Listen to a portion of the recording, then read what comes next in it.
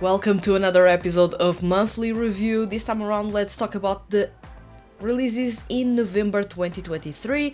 This was a jam-packed month with a lot of music to be basically released from some of the biggest 2D music franchises as well as some of the biggest solo artists among male seiyuu. But there were 3 CDs that I really need to talk about.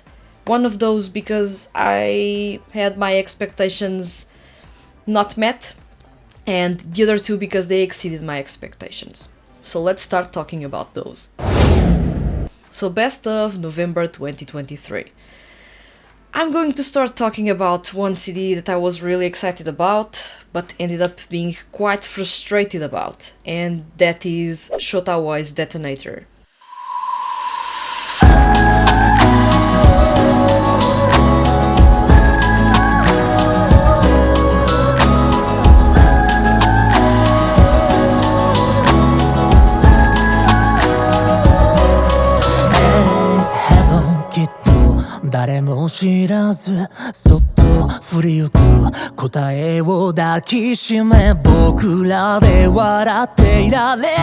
You may have heard, and you now heard, 8 Heaven, and this is easily the best song in this CD, but this is a song that doesn't even illustrate how messed up this CD is in terms of mixing.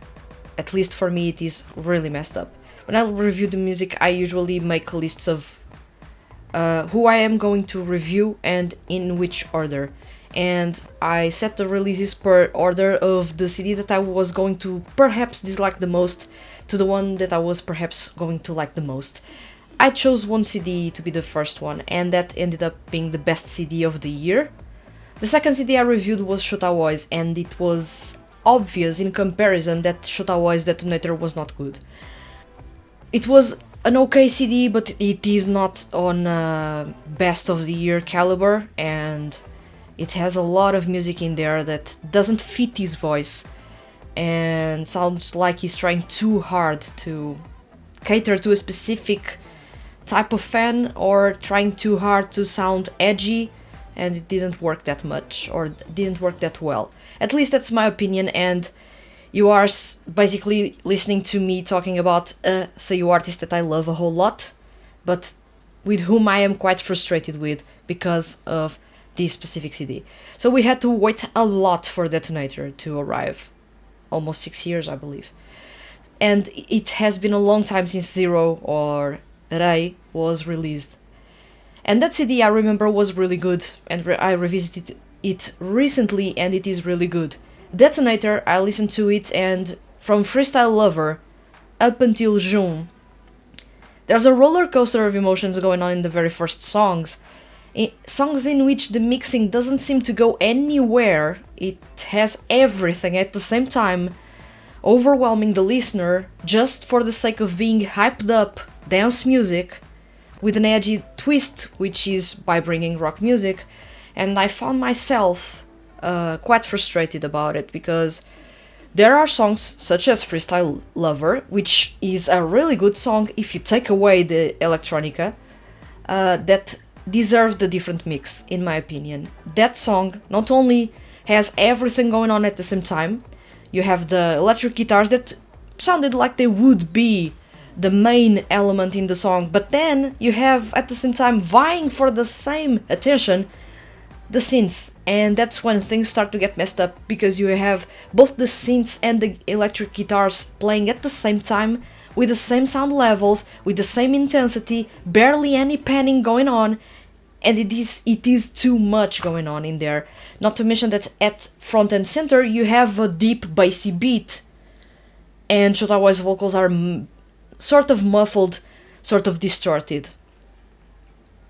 I find the opening to this CD to be incredibly messed up in terms of mixing. It had a really good intention, it had a really interesting concept, but the execution was all over the place.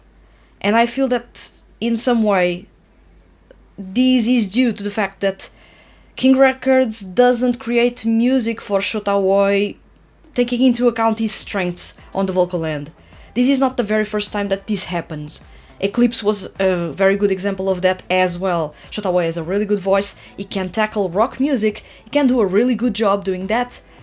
But whenever there is rock music, Elements Garden is there, or someone in King Records or hired by King Records thinks that it is really good to add a little bit of electronica to it. And while electronic rock is really fancy and really fun, what he is creating is not even in that spectrum. It is more of a dance floor driven type of song with rock music on top, just to sound edgy. It doesn't sound even cohesive if you look at the rest of the CD. So you have a couple of songs that go in that tone, and honestly the start of this CD is not really that good. Things start getting better when Bad End arrives. Then we get to Jealous. Jealous, one of the new songs, actually piqued my interest. That is a dance song done right, with not too much rock going on in there. It works, and it is the style that fits and usually works really well with Shouta Aoi's vocals, and even with his whole vibe as a solo artist. And after that, the CD simply doesn't click with me at all. Some of the previously released songs are really good. Key to My Heart is a really, really beautiful song. Once again, it is a song that suits Shouta Aoi's vocals and makes the best out of what he has to offer, and makes him showcase just how amazing of a singer he is, because he is amazing. But the very first songs really didn't show that, and honestly put me off of this CD, which is something I was not expecting even to say. Then we get to the other part of the CD, and that's when things start to get fairly interesting, but still not as exciting as I was expecting. So we have previously released songs, Key to My Heart and Tone, but that's when arrives the song that actually for me stole the show. It's called 8th Heaven, and this is a beautiful song. This is exactly the type of thing that I was expecting coming from Shouta Aoi. A song that defies expectations and that shows that he is a fantastic singer. He is actually an angelic singer, and he shows that throughout this song. This is an R&B song with a minimalistic take on the instrumental. You barely have anything to go by in the instrumental. It's more of Shouta Aoi's vocals leading the way with a minimalistic bit, because you need to have one to actually add an R&B flavor to the song, and then you have those ethereal high notes in the background echoing in that wide soundscape. This is a song that, as it played, I wished the CD had been more of these and less of Freestyle Lover. And believe me, I am a person that loves rock music more than pop music. I was more drawn to 8th Heaven than I was to Freestyle Lover. So this goes to show that was really messed up as an entry point for this CD, but 8th Heaven really shows just how talented Shouta Aoi is. Then we have Harmony, previously released song. It is one of those songs that is really, really fun. Then you have Alright. Alright is another song that is made to put a smile on your face. It is another new song in this CD. Then you have Give Me, Love Me, which is a song that, works really right, as the right energy and fits really well with Shouta Aoi's concept. But then arrives June, and now it is yet another point in which I say, I would love to hear more of these from Shouta Aoi than Freestyle Lover, yet again. So, June, I believe it is how that kanji is read. If it isn't, please correct me in the comments. It is a beautiful song with just Shouta Aoi and the piano accompaniment, and it is so dreamy. At the same time, incredibly emotional, and this shows, in a way, just how technical Shouta Aoi can be, performing in almost a cappella, and how much he can drive a song forward just with emotion alone. He can do it all, and the way he raises his tone, the way he adds more volume to his performance to heighten some sense or some basically emotion, it is something that really builds up the tension and make you more invested in the song and more invested in his performance. This is the perfect ending to a CD that doesn't have a connecting thread between songs. It feels more like an assortment of songs, and then the concept ended up being rock music and being a bit edgy because there were enough songs to warrant that title or warrant that concept. But I don't feel like Shouta Aoi's Detonator is that good of an album. It is okay, but for example, if you are trying to get into Shouta Aoi's music, especially because you like his pop voice in some 2D music projects you may have come across him, this is not the perfect entry point, especially because the first two songs are really, really below par. After that, the CD actually picks itself up, but never enough to the point that it is amazing. Freestyle Lover and Psychology are two of the weirdest songs that I've heard coming from Shouta Aoi. Not because the songs are awfully different from what I am used to listen to, because honestly, for example, Psychology, I do listen to cyberpunk style of music. I do like that dirty, grimy electronica sound, and it works. But how it was achieved in Psychology, yet again bringing electric guitars and having everything at the same time, was ridiculous in my opinion. It doesn't fit the... First, it doesn't fit the CD. And then, the song itself doesn't work that well, at least in my opinion. Yet again, this was a CD I was really excited about. This was a CD that I actually avoided reviewing digital singles because I wanted to make sure that I arrived at this CD with a fresh mindset, but honestly, I could have listened to those songs and I would have arrived with lower expectations to this album, and I believe I would still be feeling frustrated about it. It is a CD that had a lot of potential, but it was really thrown out of the window with an odd want to be edgy. It's just my take on this. I believe that if you are going to try to get into Shouta Aoi's music, the best point to start with is with Zero or Rei. You should start with that CD. It's more welcoming to newcomers. It is a CD that actually shows a completely different spectrum of Shouta Aoi's style. It is more cohesive in tone, volume, and music genres. In this case, Detonator sounds like an assortment of songs put together in a weird way, because the mastering itself, it's not the smoothest I've come across, because you have a really, really high tension first couple of songs, 5 songs with a really high tension and aggressive vibe, and then you get to a semi-ballad with Key to My Heart, which doesn't make any sense as a transition. Then you go again and the energy picks itself up in tone. Then Eighth Heaven, the energy actually is nowhere to be found, and then you have energy again, and then you do not have energy again. The CD felt like a roller coaster of...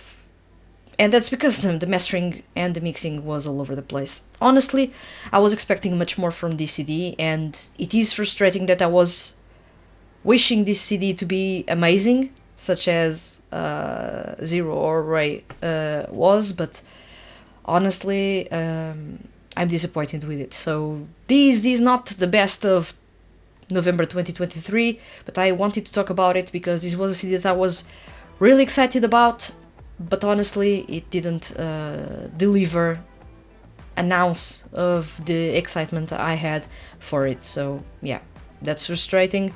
I believe many people will actually love this CD. Believe me, many people will.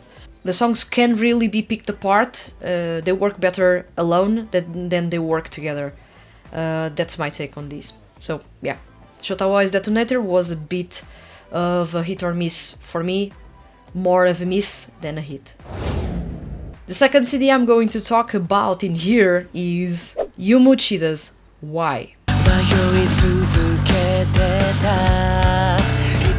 りの世界で色あせた昨日にとらわれたまま枯れ果てた感情鳴り止まない音絡みつく絶望を払ってもう戻れない失った先へただ歩いて行け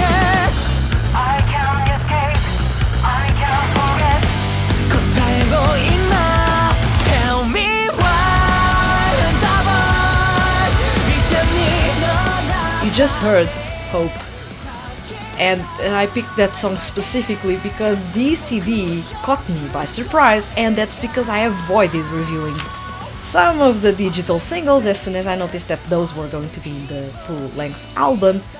And thank God I avoided reviewing Hope, because this is, hands down, the best song in this CD. And yes, you may be thinking, but what happened to Yuma Uchida, because he usually is a R&B pop artist, his music is usually kind of bubbly, made to put a smile on your face. Why are you showing us this heavy rock song with metalcore or hardcore influences? That's because it is unusual. It is unusual.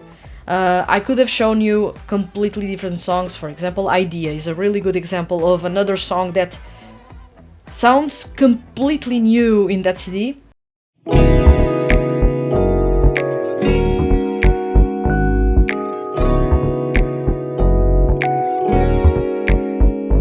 I don't care about it 一日中頭に残る四六時中気持ちよさえ雨に歌えば巻いた知らないふりしてるだけもう戻りたくもない Leave mine I fall into tears I feel I think I did 見つけ出す myself 形のないレールに Lay down time I look my real 現実で終われ And it is incredibly refreshing because the performance is really specific in its technique.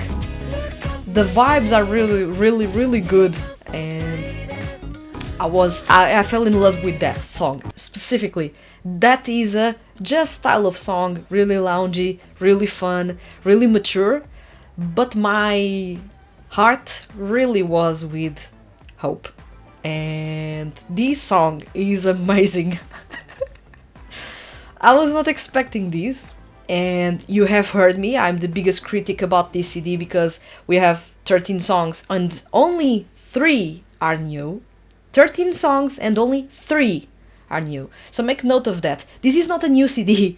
This could have been a single. Really, this could have been a maxi single with a bonus best of album. And it would have worked really well for me, but promoting this CD as a full-on new CD, it isn't a new CD. So you know that I am the biggest critic about this specific organization about Yuma Uchida's Why. This feels more like a best-of album and less like a new album. But still, they wanted to categorize it as a third album. I'm not going to say anything about that because that's how King Records wanted to call it, and well, if I was in that place on the other side, I would have called it a best-of album, and it would have worked pretty well, and it wouldn't be basically a misleading way to call this CD, because this is not a new CD. It has 3 new songs, only 3 new songs. That's not even a third of the CD that is new. So putting that aside, my grip with the CD is exactly that, and that's a big reason why it is not my best CD of 2023. Because to have a best CD of 2023, the CD must be new. And if more than half of the songs are not even new, well, that's not a new album, so that's not a candidate, direct at least candidate for Album of the Year. Still, wait a bit, because I consider this one of the best albums of the year. Not the best, but one of the best. And Yuma Uchida's Why has a lot of things that are new. First off, I usually am expecting a cappella openings to his CDs, like we got in Horizon and how we got in Equal. However, this CD doesn't have an a cappella intro. So right from the start, this CD doesn't even sound like a Yuma Uchida CD, because it doesn't have that focus on showcasing the voice and the quality of his voice. The focus is elsewhere.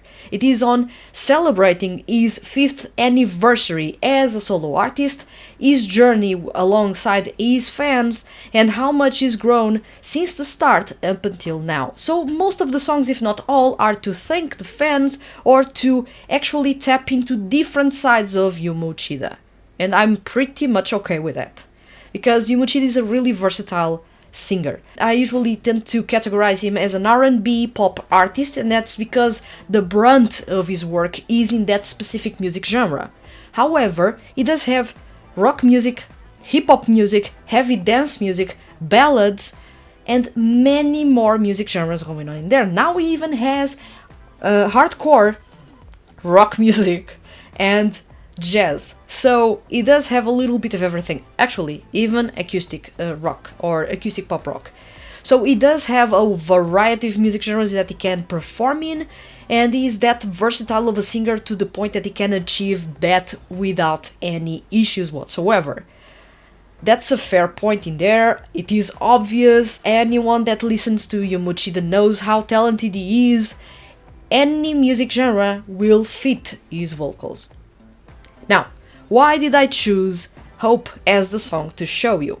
Because it has so much going on that is so different that I couldn't believe myself when I was listening to this song and finding that Yuma Uchida was actually performing heavy rock music in with heavy hardcore influences, which is really going deep on the niche rock subgenres, and then even hinted a little bit at screamo.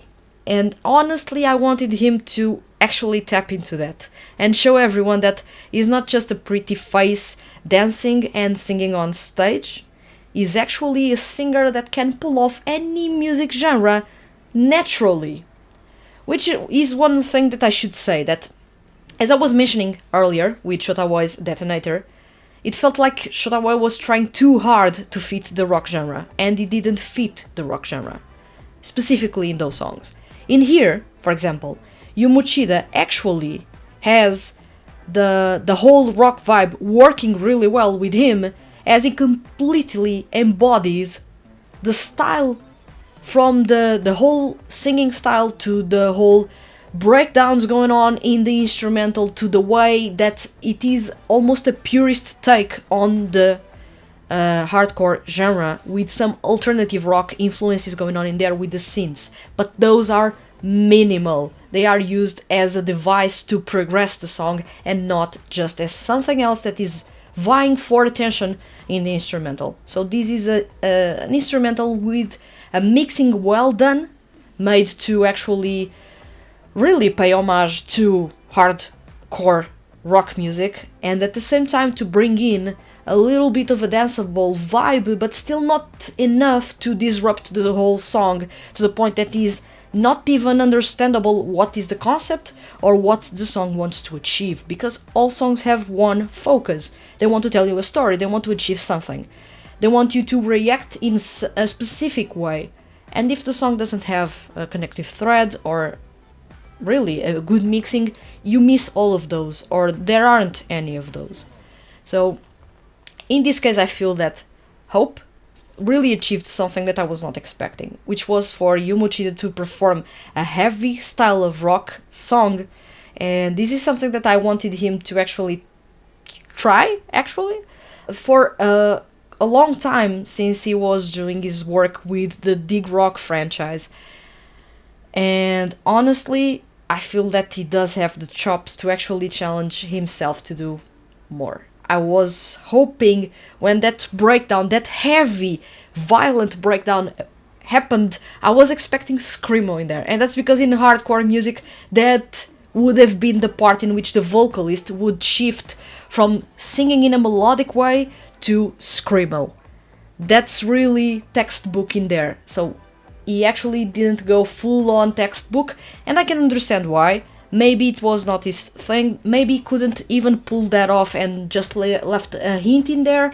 Maybe he didn't want to scare away many fans that only like his pop style of songs.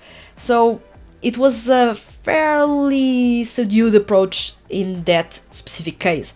But still, that breakdown is heavy, and for fans of hardcore music, that is massive. The violence that is going on in there, how the drums are completely destroying the soundscape, it is really, really fun. In my opinion, that's a really good rock song, and you could have fooled me and tell me, yeah, Yuma Uchida is a rock artist, and I would have believed you, because that is a legit hardcore type of song, melodic hardcore type of song, and it works really, really well. This was the song that actually impacted me the most, and thank God I didn't review that song when it was released in October, otherwise this CD would have been basically completely ruined for me. So, thank God.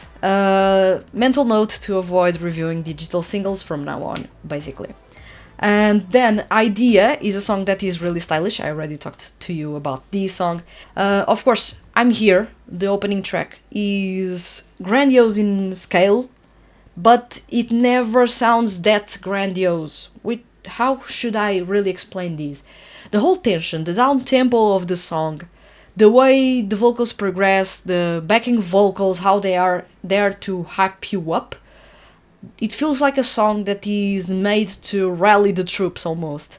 It feels grandiose, but the song is not really grandiose in its instrumentalization. So there is no orchestra in there, there is nothing that makes a song sound grandiose, but it feels grandiose. So it is really hard to explain this song. It has a really awesome feeling in there, but I really can't explain why. Of course, out of the old songs, I do love Danger a whole lot. I've talked extensively about it when it was released here on an episode of Monthly Review, and on his written review I also talked plenty about how Danger is a song that actually suits Yuma Uchida and shows a completely different charm that I was not expecting to find in here. Yet again, he suited that specific charm. So I want Yuma Uchida to try a bit more to do different things and not just do the same R&B pop song meets one ballad meets one slightly edgy rock tune and it's ready to go. I actually want to see him doing things like he did in Equal, bringing gospel music. I want to see things like Danger, I want to see things like Hope, I want to see things like Idea, and even things like Tabiji, the song that Yuma Uchida wrote lyrics to and also composed. That song is also amazing. It is an acoustic pop rock tune. For many people it will be a bit underwhelming in terms of tone, because it is quieter, it is more introspective, it sounds more personal. Of course it is personal, it has everything about Yuma Uchida in there, and you can see that actually his own style of music is not necessarily the style of music that he sings. Although you may like what he sings, when he got the chance to compose and write a song, he actually chose acoustic pop rock. So it already says a lot about what Yuma Uchida is singing and actually what he likes, which is completely different, it seems. Of course, this may be an assumption from my side, and maybe he created Tabiji in an acoustic type of sound because he felt that it would be the type of song that fans would love. I don't know. But it sounds to me that when someone is given the reins to compose and write a song for them, if they opt for a specific music genre, and especially because they compose the music, that's because they like that specific music genre. You usually don't compose songs in a music genre that you are not comfortable with. That's my 2 cents in here. Out of all these songs, my favorites, basically Hope, Danger, I'm Here, Idea, Good Mood and One Love One. Those are the best songs for me. I am also quite fond of Tabiji because it is a really amazing first attempt at seeing Yuma Uchida the singer-songwriter, that up until now he was not a singer-songwriter, he was a performer, someone that sings and dances songs written and composed by other people. Right now he can say that he has one self-composed and self-written song, but he's not a singer-songwriter. Don't call him a singer-songwriter just because he has one song to his name that was actually his. If he actually starts doing more of that, yeah, he can be and can take the title of singer-songwriter to himself, but usually you do not call an artist that only wrote and composed one song for himself as a singer-songwriter. they are performers, and sometimes they write music for them. In this case, this was the very first time that happened, which is weird. It took him 5 years to actually get the chance to do that. Why? I honestly do not know, but then again, he signed to King Records, and King Records is not that big of a fan of rock music. It's more of a pop style of music label, especially King Amusement Creative, because it is made for seiyuu artists and music for anime series. So let's see how Yuma Uchida tackles that or approaches songwriting from this point on. I feel that Yuma Uchida has a lot of potential. Not only is he an amazing singer, he also plays a couple of instruments and he likes music a whole lot. So I would love to see him showing more of the things that he loves and truly wants to showcase, more so than what King Records feels that it is good for him to showcase. That's my take in there. But still, Yuma Uchida's Why, although I have heavily criticized the fact that it only has 3 new songs, and I still stand by it, it is a really amazing album. It has a really cohesive thread between the songs. Although the songs do not necessarily tell a story, each track can be approached as a different side to Yuma Uchida, and that alone is a really good showcase of a concept. It is Yuma Uchida's growth, Yuma Uchida's different sides. Who is Yuma Uchida as a singer or as a performer? All in all, Yuma Uchida's Why is a really good album. Do check it if you can. In my opinion, it doesn't even come close to Equal. Apologies, Equal sounds fairly better and even more cohesive than Why sounds. And while Why didn't feel new to me, when I listened to Equal, only 3 or 4 songs were old and the rest of the CD was new. So there was a big difference towards this CD. It's the complete opposite. So that CD felt completely new, this CD didn't feel new, felt more like a compilation of songs. Compilation of good songs, but nonetheless a compilation. This was my take on Yuma Uchida's Why. And last but not least, I'm talking about Trignal's Ironna Katachi.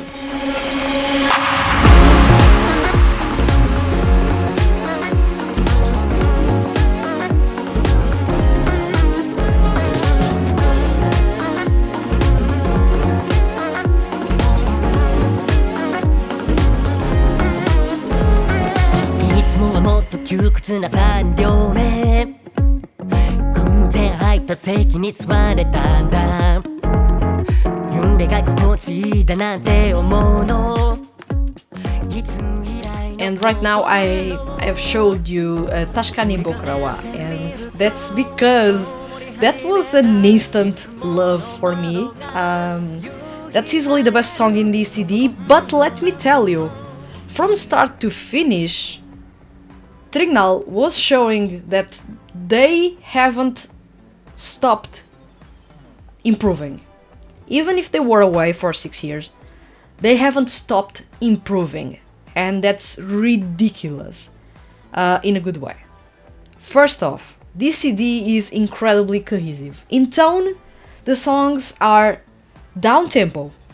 They take their own pacing, they are doing their own thing. They are relaxing, loungy, and mature. And this works so well with this group. And why? Because for the very first time we have the group singing at their best. Ryohei Kimura is now a powerhouse singer. Just listen to him in Aopella and just listen to him now in Trignal and compare him when Trignal debuted. The difference is night and day.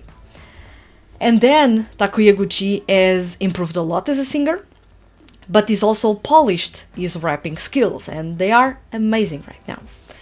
And also, Tsubasa Yonaga finally, it seems, overcame dysphonia. So what do we have here? A singer with a lot of power and even ad-libbing throughout the songs.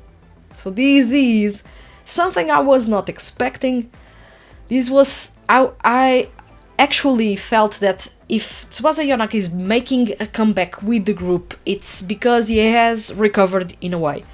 but I was not expecting him to go all out like he did in Tashikani Bokurawa. So I was enjoying this song a whole lot. I even enjoyed it even more, and that's because the composition itself is fairly simple. It is danceable, but loungy. It's not all out danceable. You can feel the beat, there is a bounce to the instrumental, there is a groove going on in there.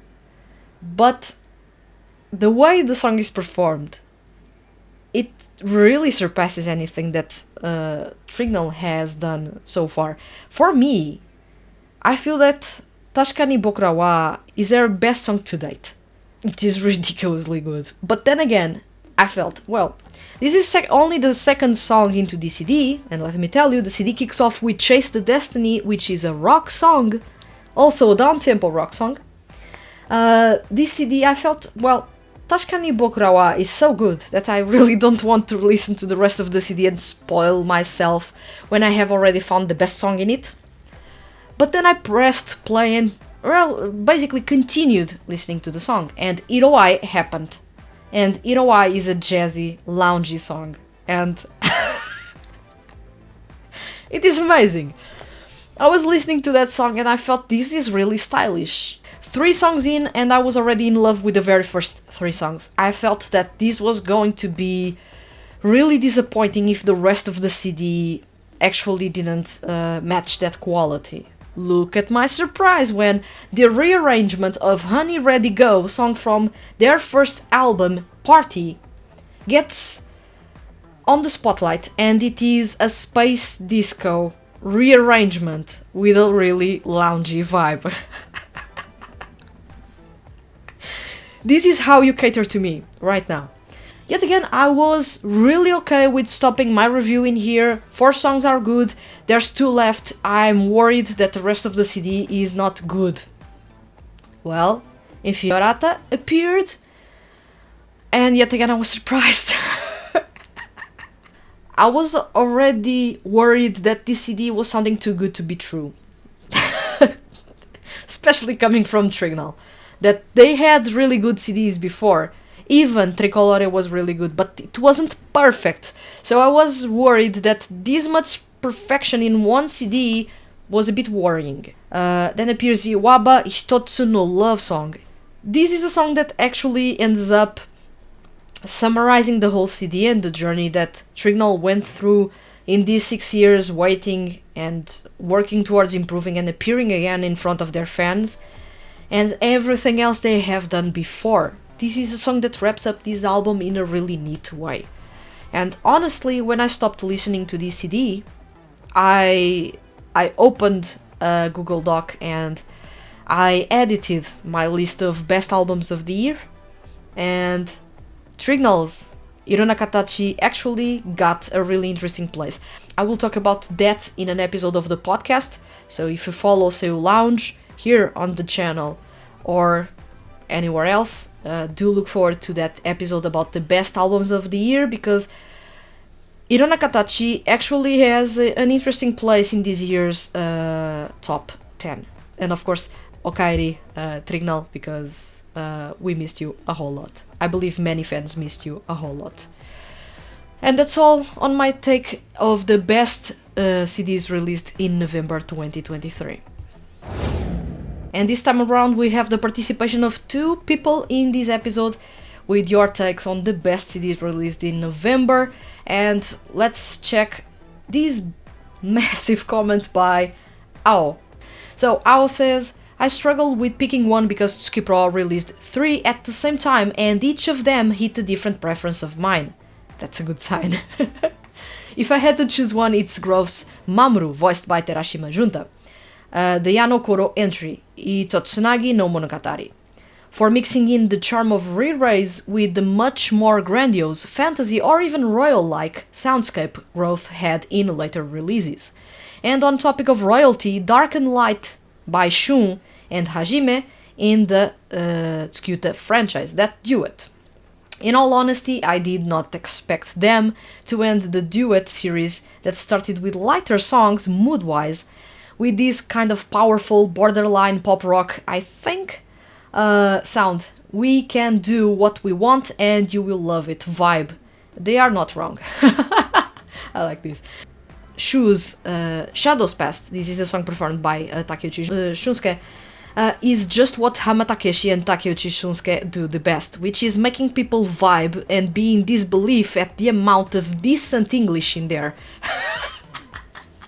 I love it. I'm sorry for taking 3 when the question was about 1, but Skip Pro makes me unable to count. Oh, you are funny. But I can feel you. I can really feel the struggle. And believe me, when I see Skip Pro, actually Skip Pro and Scooter releasing music at the same time, I feel that there are many fans that feel that struggle of, that's too much music, new music in the same day, sometimes the same day, sometimes the same month. In this case, the Anokoro no Bokura wa My Dear Day CD series is one that I have been checking. As I've said to another commenter on an episode or in the comment section, I am still midway through reviewing the CDs or the entries in this CD series. I'm still in Soshi's entry, so the one Soshi is voiced by Makoto Furukawa, and I am still stuck in there. I have not reviewed that CD at all, so I will be reviewing those in quick succession. I feel that up until now the songs have been really awesome, and they reflect different or periods of growth for each member while still using their strengths to their advantage. In this case, Mamoru, which is voiced by Junta Terashima, is a member of Growth. Growth is known for having that fantastical style of music with lyrical performances, and it's usually the type of music that most people that are not fans of the franchise will find a bit taxing to listen to, because it is really intense, really complex. It's not music that is easy to listen. So it is really good to have all members taking their turn to show a different side, show a more personal side to them, and actually mixing their charms with the music, or how their music has evolved, or how much they influence the music of their group, that you can tell by the performances. I do love this series a whole lot. I am missing a lot music by my 4 dorky groups in the Tsuki Pro franchise, but at the same time I am enjoying this solo CD series, so this is a fine line here to thread between enjoying solo songs and not having the groups releasing music. Then we have Dark and Light by Shun and Hajime in the Tsukyuta franchise. I have not been checking the music in the Tsukyuta franchise for years. It is a franchise that is really a hit or miss for me, and since it is a hit or miss more frequently a miss for me, I tend to not check their music. Then Shu's Shadows Past, it is a song I have to review, and yesterday I was reviewing music and that song was the next one to review, but since I was too tired to wrap up the reviews, I had to cut the review session short, and I didn't get to review Shadows Past before recording this episode. I will be reviewing this CD soon, and for people that actually read my reviews on the website, I will be leaving the review, I believe, up until the very end of the year. I have 63 songs or 63 CDs to review until the end of the year. Crazy, but doable, if I find the time, hopefully so. But this CD will be reviewed, do not worry. I will share my impressions about it. So thank you very much for participating. And we have another comment here by ML. ML says, I wasn't planning to come here until Tasuku Hatanaka's single released, but Full Throttle 4 suddenly dropped one night and stole the show. It's so different from their usual, but it's so good. I believe it's jazz rock. Please forgive me if I get the music genres wrong. All I can say is that it's so fancy and fun. Also, in case you do not remember, the group's vocals are Yuma Uchida and Soma Saito. So, categorizing a song is really subjective, but it is a good way to present a song to someone else. And if you are saying that it is jazz rock in there, you do not need to apologize. As long as it has jazz elements in there, and it has rock elements in there, you can consider it jazz rock. So, do not need to apologize. In this case, of course, I do know that Yuma Uchida and Soma Saito are the vocals of Full Throttle 4. I recently reviewed a song of theirs. I'm not going to say in which context. You will have to check the channel soon. But I haven't reviewed their FT4 CD that was released last year.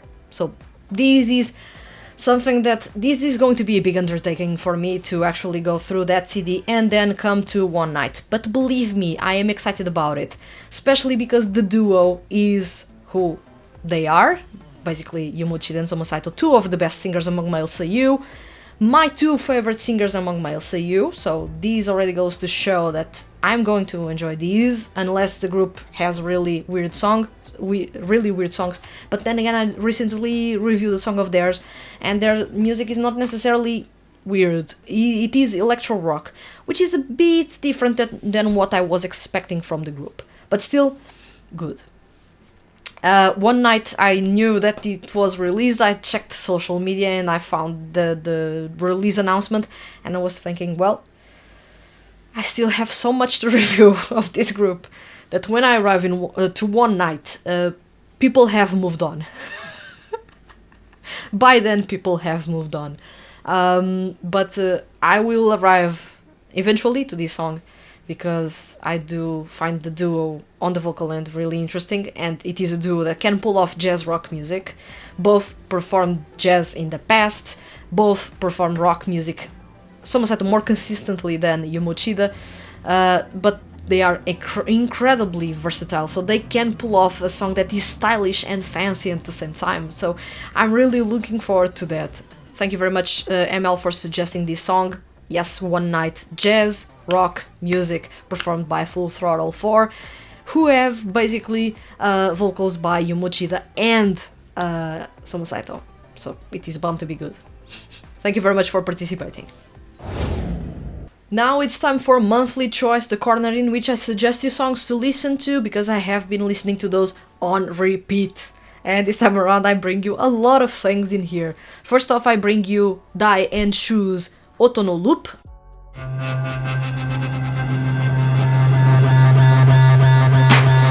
誰が書いたナイフなのかわからないがいつも弱りそうな標的からあぶり出した過ちを痛めつけて正当化してることばかりを愛した悪魔たちの温床だもしその手が誰かをまた消し去った Yeah, I am back to Oto no Loop. This is a song that I love a whole lot. This is a song composed by Takeshi Hama.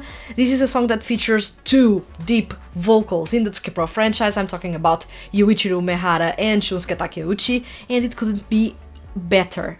Honestly, this is one of those songs that I come back to quite frequently, because this is so stylish, so simple on the composition, and this is a simple song by Takeshi Hama. So don't be surprised, but it works really well. The way that the electronica works in there, it is dark, it is alluring in some way, it is intense and powerful. I do like that whole vibe that the song has.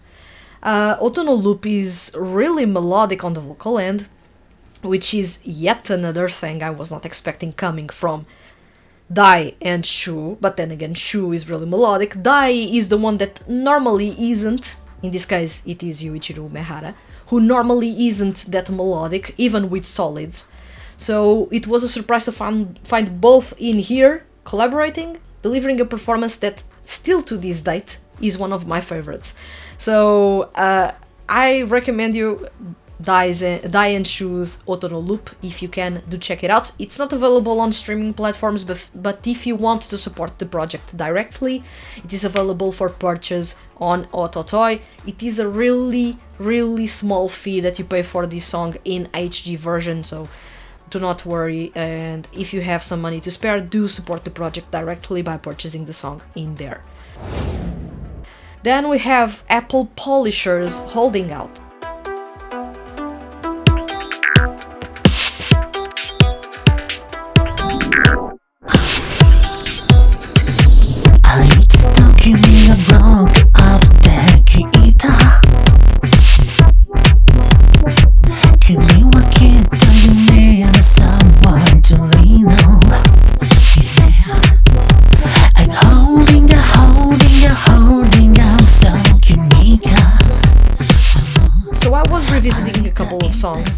and I found, as one song was suggested to me in the Review Advent Calendar series, which was not by Apple Polisher, I found that song sounded like Apple Polisher. So I went back to revisit Apple Polisher.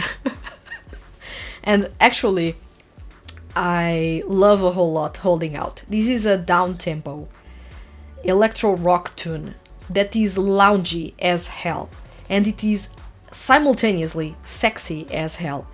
Apple Polisher have a weird vibe going on with them. They are really intense because they have that rock edge to themselves, but at the same time they are really loungy and alluring because of their down-tempo electronica rooted on the massive bass line. Usually, Apple Polisher's bass lines are amazing, and if you can, do check their music because their bass lines are really worth your time. Not to mention the whole music by them, minus a couple of exceptions, their music is really, really good.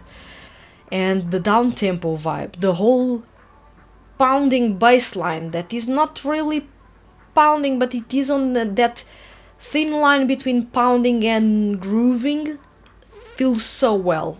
It is a driving force in this song.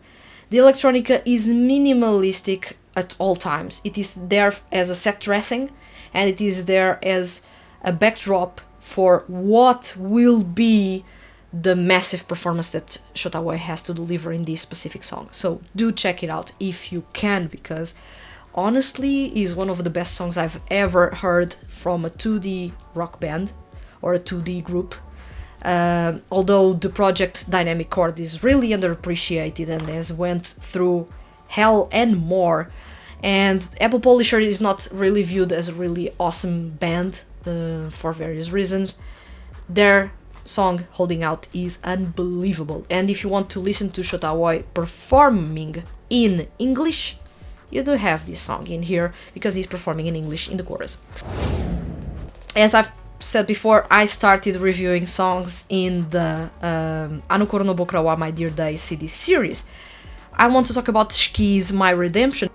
失ったパラレルフロー天秤に包まれる黒いプライドが巻いて大掌握ライト中の残光雲が暮らしたってささくれだって果て今にのめり込んで傷口を舐めていた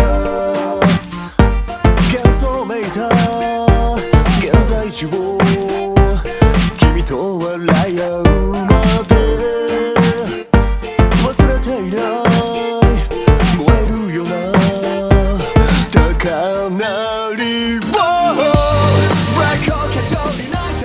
Because this song is unlike anything else that so far even Solids released. Shiki is voiced by Takuya Guchi. Shiki is the leader of Solids and their composer, and he created a really interesting tune in here. Glitchy synths share the stage with rock music, but they are so intense in the verses that I was not expecting that a chorus or the chorus would be so grandiose in vibe and would have that much rapping going on in there. This is one of those songs in which the pacing is really intense, but the song itself is rather minimalistic, so you have a contradictory charm going on in there. A lot of intensity, but it's not coming from the instrumental, it's coming from the vocals. And as you listen to this song, glitchy, really glitchy, gritty, dirty EDM type of song in the verses, slow-paced, really down-tempo. And then you go to that chorus. The chorus opens the curtains to a much, much more impressive soundscape than what you get in the verses. And that's when Takuya Guchi's voice really opens up as well and delivers something that I was not really expecting. But yet again, it's Takuya Guchi, and Takuya Guchi has grown a whole lot, so this performance is one of those that really leaves you wanting more. Mind you, this was the very first entry in the Ano Koro no Boku wa My Dear Dai CD series, and it was really a golden entrance in here. And honestly, this is the maturity and the consistency that I wanted this franchise to have, and they are showing that, not only by being really, really set on making sure that the idols grow older with their fans. Yes, some of the members in some of the groups, for example, in Solids, there are already members in their 30s. So they started in their 20s, early 20s, and they are now in their 30s. So they have the whole vibe of the groups, and the members of the groups are growing older with us, and as such, their music is growing and evolving as time passes. So with the passage of time, fans actually ended up getting really awesome music, and seeing the artists grow alongside us is something that I really love a whole lot. In this case, Shiki showed a completely different side to himself. It's still that gritty, dirty, electronica sound that Solids had when they began their career, but it has something else. It is melodic, really melodic in the chorus, and that's something that I love a whole lot. It is a charm that right now Solids has, that Solid didn't have when they started, for example. So that's my take on the monthly choice songs. Let's see yours. We do have also 2 participations in here, Ao and ML, and Ao says, I have so many that I want to scream about that I'd probably go over the character limit, but I'll try to narrow it down. I recently revisited the first releases of the Tsuki Pro franchise, of course, and finally got convinced by Grove's Kuso no Retro in Alive Side G Volume 4. It was released together with Supernova and Lucrecia, which I love, so obviously they overshadow it. For me, at least. But oh my god, how do they manage to sing a whole song in harmony while managing those tempo changes and high notes? I feel you. Then there's whatever magic was enclosed in Supernova and the simple folk fun in Lucrecia. I know they came a long way since then, but I feel this CD is what established them as a group that can handle any insanity that John-san will come up with for them. Yeah, that CD was actually the CD that got me into Growth. It wasn't the very first ones, it was that specific one. And I find that CD to be, first off, it was an overwhelming experience because up until then I hadn't heard anything like that. Lyrical pop, it wasn't even a thing. I had to research about it because I didn't know what lyrical pop was. But up until that CD, Growth was a mix of pop with lyrical stylings and a lot of EDM. And the EDM was not working that well for the group, truth be told. They actually excelled in harmonies, and harmonizing with each other, they created something that is really, really unique for them. And I believe out of all groups in the Tsuki Pro franchise, they were the very first one to actually, all members quickly became friends to the point that they could perform as one on stage and as one on a CD. They really understood each other and their voices really worked together. Also props to the people that actually cast the seiyuu for this group, because they actually found a lineup in which everyone has the capabilities to deliver this style of performance. It's not easy. Sometimes projects end up choosing popular artists or popular seiyuu instead of the ones that actually have the skills to pull off really awesome things. And in this case, I love that Growth was a group that no one knew about. No one knew the seiyuu. They arrived and people were with their jaws dropped in awe. What was this? What was happening? What music genre is this even? So thank you very much for suggesting this. I've seen that you have a type. You do enjoy the music in the Tsuki Pro franchise as well as the Hanadol franchise. So this is really interesting to see.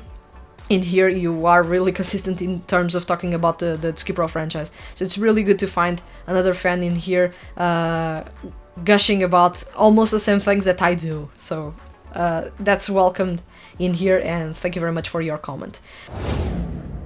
Then we have ML, and ML says, I couldn't suggest this one for the Review Advent Calendar series because of Aniplex. Yeah, Aniplex. So I'll drop it here. Heavenly Breeze by Osiris. It's a seriously impressive power ballad with a beautiful instrumental and an even more beautiful performance by Masanori Kobayashi, with those, I dare say, heavenly high notes in the first 2 choruses and going full emotional for the last one. It never fails to give me goosebumps. This is a song I wanted to review, and as soon as you said As soon as you left that comment, ML, saying that you wanted to suggest a Bandiarose song, I knew that you were going to ask this one, because this is the best performance I've ever heard in the Bandiarose franchise. Masanori Kobayashi is performing in a lot, with a lot of falsetto in there. It's a really hard song to pull off. Masanori himself said that this song was not easy to pull off live because it requires a lot of air and it is really taxing for the performer. This is a full-on legato performance, which is tricky as hell, and he actually managed to pull that off. I remember listening to that. This is a power ballad, and this is quite possibly one of the most impressive performances I've ever heard. And let's mention that Masanori Kobayashi is not a seiyuu, he's actually a stage actor and singer. He actually performs in the indie visual kei scene with a lot of guitarists and drummers from really well-known bands in the visual kei scene. He has perfected that visual kei style of performance, dramatic and intense and really theatrical, but nothing like this had been performed previously, and especially in the Bandiarose franchise by Osiris. In this case, Heavenly Breeze still to this day makes goosebumps all over me. I have watched this song being performed live. He couldn't pull off the song 100% because it is really tricky. He pulled the song, I would say, at a 90% level of perfection. The other 10% were basically him struggling to have enough air to actually do the long notes, the high long notes. It is a song that I believe no other seiyuu would pull off, really. And if they could, I would love to listen to that. Thank you very much for participating and suggesting these awesome songs. This episode is sponsored by all the Hand That Feeds HQ's patrons on Patreon. A big thank you for the support. It's time for Music in the Horizon. This is the time in which I talk about the CDs that I'm looking forward to the most in the next month. In this case, we are already in December 2023, so I'm going to say the CDs that I'm looking forward to the most for this month, and maybe I will talk about those in next month's episode. So, the first CD I'm looking forward to is, of course, Lolo D's Deja Vu. So, it goes without saying that I love Lolo D, and it goes without saying that I love Takeshi Hama as a composer. So I'm looking forward to what this group can pull off. The darker it gets, the more excited I am about their music.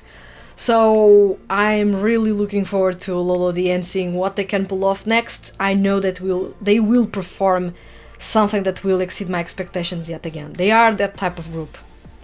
And of course, I've enjoyed their music this year, so I want to see them wrapping up a year in style. Of course, their style is usually dark, introspective, kind of sad, but this is the type of music that makes me want to dive into a story and get to know more of a story.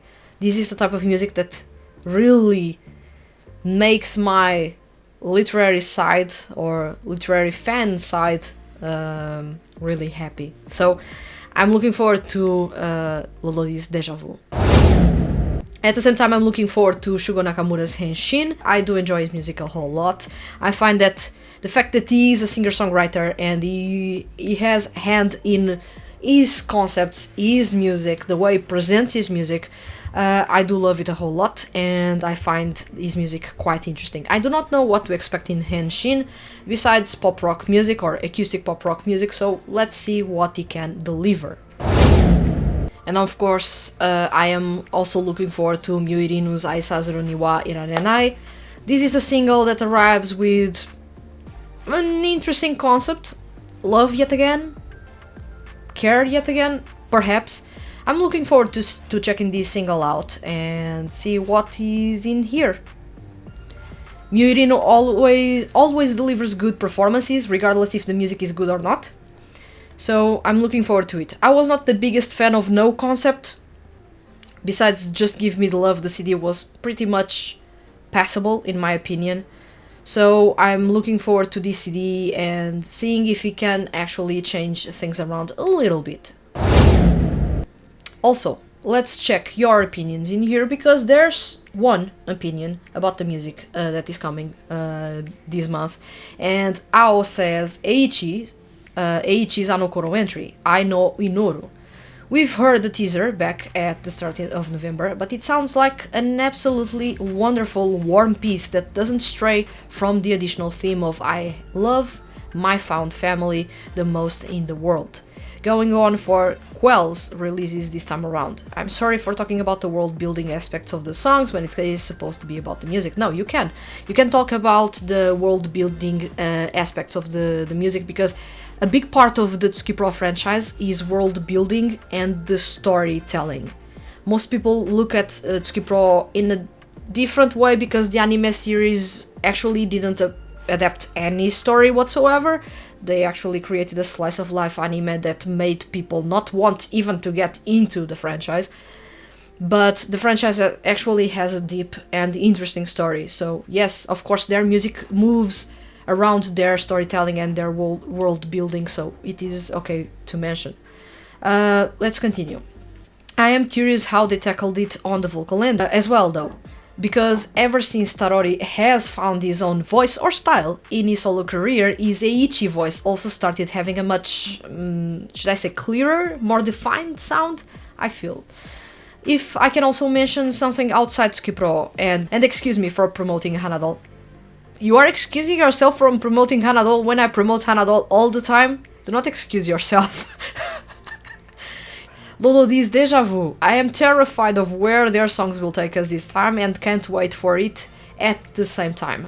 Invisible Cross's teaser already sounds like Hamat Sensei and the trio outdid themselves yet again. There's interesting pieces of information going on in here. First off, yes, since Kotaro Nishiyama found his own style as a solo artist, his singing in all the 2D music projects he is a part of has changed considerably. It goes to show that usually a seiyuu is told how to sing, but never gets their input in their performances. But as soon as they get an opportunity to showcase how they actually sing and then bring that experience to their groups or the 2D groups they are a part of, you get to see minimal changes, and sometimes those minimal changes are enough to make an artist or a performer or a character in this case sound completely different. And yeah, I've noticed that those changes in previous releases by Quell, and I'm looking forward here to his performance in the Anokoro CD series. And also in the same month we get double Hamatakeshi by having Lolodi's Deja Vu. I am really looking forward to it. I find it interesting that you said that you are terrified of where their songs are going to take us, but at the same time you are looking forward to those. It's almost the very same feeling that I get, but I thrive on dark music, so more than terrified, I'm excited about how terrifying it can be, if it is even easy to explain this. Thank you very much for your comment, Ao. I am thrilled that you are looking forward to those songs, and I hope those exceed your expectations and that you are pleased with those when they drop. And lastly, it's time for Ask Vanessa, the corner in which I talk about anything I want, usually things about Suma Saito, but this time around I have two things to talk about, and I do have a comment as well. So let's start with a comment and then go to the two things I'm going to talk about. So Ao left a comment or a question, and Ao says, kind of a joke question, but if you had to decide a genre in which Yoshitaka Yamaya was to make his solo debut, what would you choose? I know this won't happen since the man himself chose not to pursue this path, but I'm curious. Honestly, Enka. I'm not even kidding. Enka is underappreciated, underrated, and it is a music genre that fits his voice tone. It's also a music genre in which you can kid around a little bit and it will still sound good. So I believe that Yoshitaka Yamaya tackling Enka music would actually work. Believe it or not, he does have the range and he does know how to sing, although in some projects he sounds a bit below what he can deliver. Enka style of singers need to be really emotional and know really how to control their voice. They do not need to be really good singers. If you notice, Enka singers are not really good singers. They are really good at expressing emotions through their performances, and that's what makes enka music really magical in some way. So I believe, even if this is a joke question, Yoshitaka Yamaya would fit enka music, and this would be the very first time that we would have, for example, an enka style of singer among male seiyuu artists, so why not? Yeah, that's my take on your question.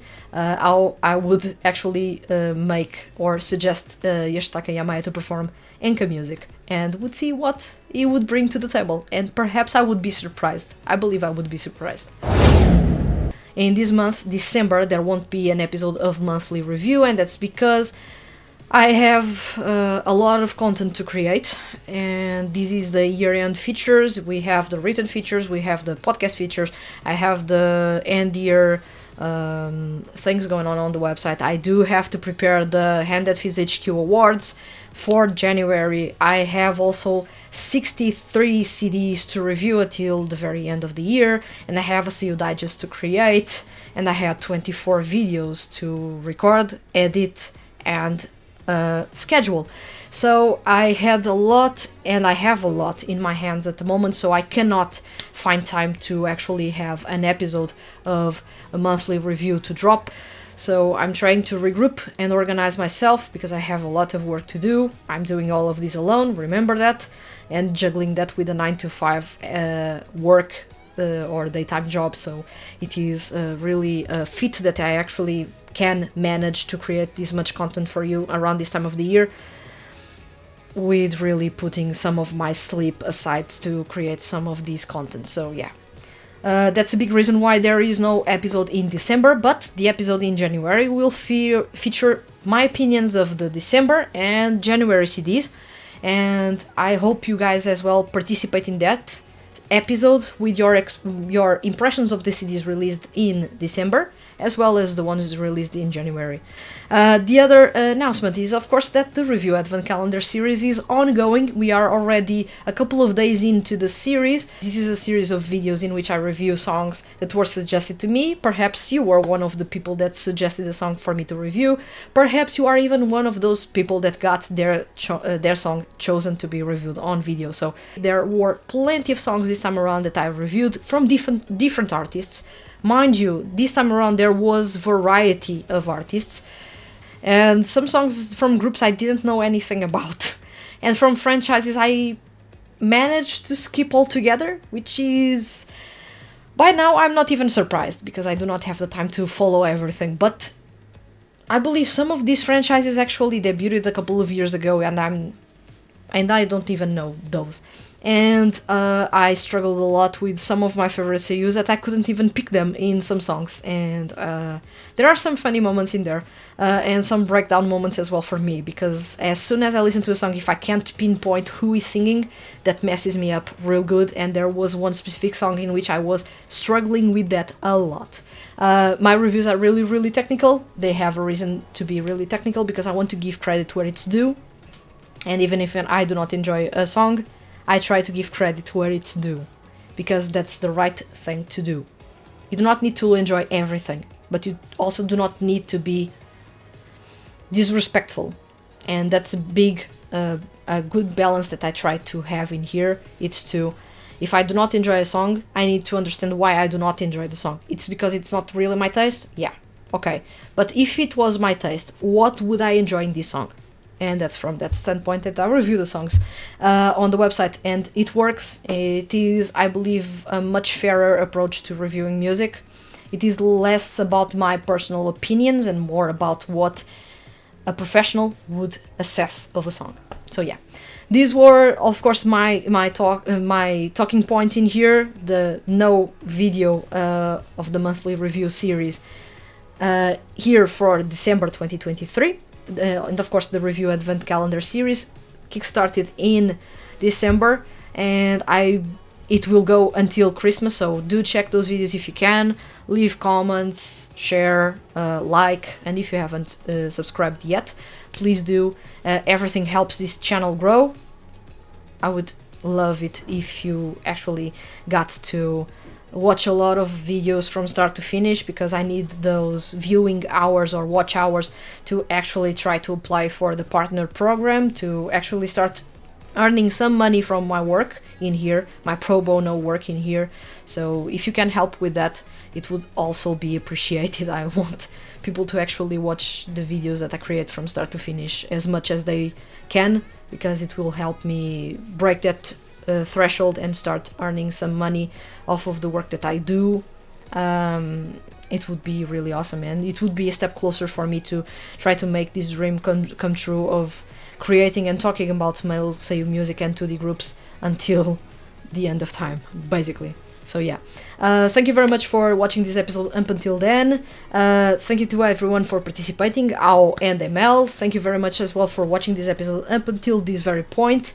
If we don't see each other until Christmas, Merry Christmas to you if you celebrate it, as well as Happy New Year if you celebrate it as well. You will celebrate it. So yeah, I'll see you guys in the various videos that are going to drop in the next couple of days, as well as the podcast episodes. I'm currently working on the episode 176, so it is next week's episode, and I hope you guys enjoy it. Of course, on the website there will be the year-end reviews, and those will mirror in some way the podcast episodes. In case you missed the podcast episode, you can find the written version on the website. So thank you very much for watching this episode, and I'll see you guys soon.